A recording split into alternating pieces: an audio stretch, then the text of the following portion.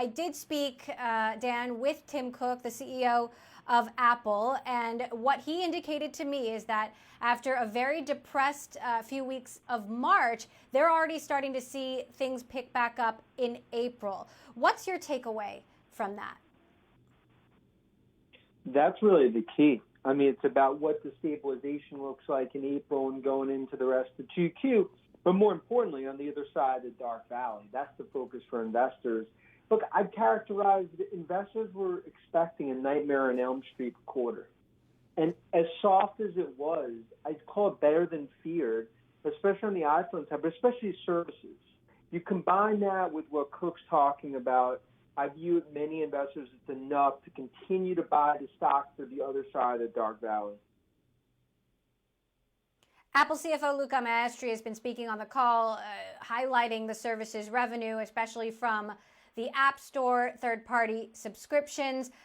Meantime, I also asked Cook about the plan to reopen stores, and he said in the United States, he's looking at the first half of May, somewhere in that ballpark. But they won't be opening a huge number of stores right away, just a few. And then in terms of getting employees back into the offices, in Cupertino, he said it will be at least early June. And I hope, and this is me quoting Tim here, Tim Cook, I hope and I'm optimistic that we will be able to bring some number of people back at that time. I don't see getting to 100% quickly. I think it will be staggered over a period of time. He said they'll be doing temperature checks, they'll be doing health screens, people will be wearing masks, they will be social distancing, and they are also considering giving people COVID-19 tests. It's something that they're looking into. They haven't made a decision on that. But what do you make of the fact that, Apple employees, especially corporate employees, 95%, the vast majority of them are still working from home? Do you think that has an impact on what's to come? Look, I think right now, it's hard to predict the next 10 minutes, let alone the next 3 months. I think Apple and everything Cook's doing to navigate this makes sense, but they're not going to rush into this, especially the stores. When you think about Apple stores, those are significant areas for consumers, and they need to be careful.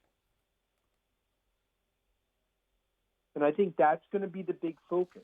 They need to do this step by step and don't rush.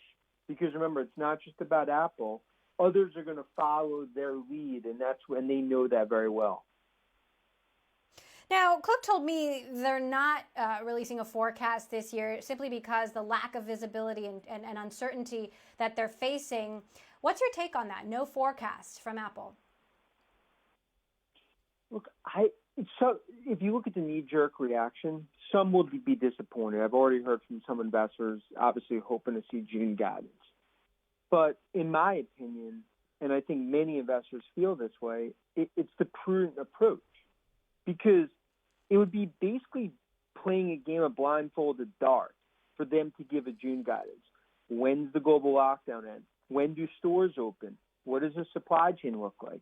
That's why from a stock perspective, I think investors are looking on the other side of June, going to September fiscal 21 in terms of the stock. But no doubt, I think it just speaks to just the massive uncertainty, and they would rather not give guidance than at least give a range that you could drive a truck through.